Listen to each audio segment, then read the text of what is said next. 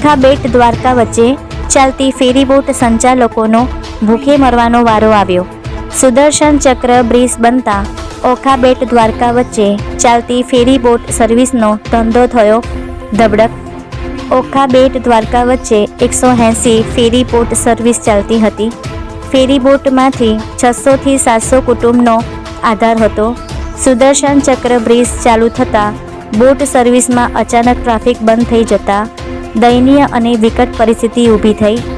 સરકાર દ્વારા બોટ સંચાલકો પરિવારની રોજીરોટી માટે વૈકલ્પિક વ્યવસ્થા કરે તે માટે આવેદનપત્ર પ્રાંત કચેરીને આપ્યું। અહેવાલ અનિલ લાલ દ્વારા।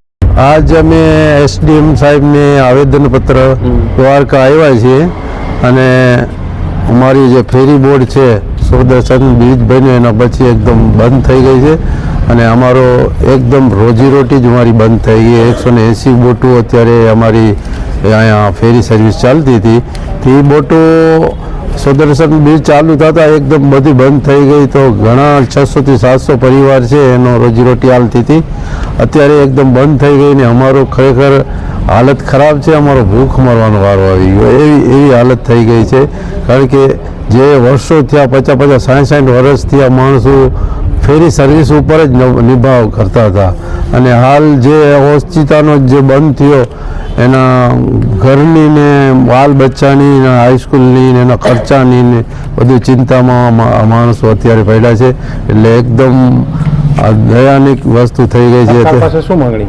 સરકાર પાસે અમારી માંગણી છે કે હા એ સુદર્શન બ્રિજ બન્યો એનો સારી વાત છે પણ અત્યારે અમારી જે રોજીરોટી છે એનો શું અમારે કાંઈક વિકલ્પ જોઈએ કે અમે કાંઈક રોજીરોટી અમારો કાંઈક હાલે એવી સરકારને અમને માંગણી છે કે અમારી રોજીરોટી હાલે એવો કાંઈક વિકલ્પ કરી આપે। તમારા અંદાજે શું કરે સરકાર તો રોજીરોટીમાં ચાલુ થઈ જાય? બીજા ઘણા વિકલ્પ છે। આ અમારી જે બોટું પડી છે અત્યારે 180 બોટું હતી એમાંથી ઘણી બોટું એમને એમ પડી છે તો એને પૂરતો એવો અમને પરમિશન ને લાયસન્સ ઇસ્યુ કરવામાં આવે કે બેટને અમે આખો ચક્કર મારીને ફેરી સર્વિસ અમારી ચલાવી શકીએ ને એવી અમારી કોઈ જાહેરાત આવે કે અમે અમારો નિભાવ હાલે એવી અમારી માંગ છે।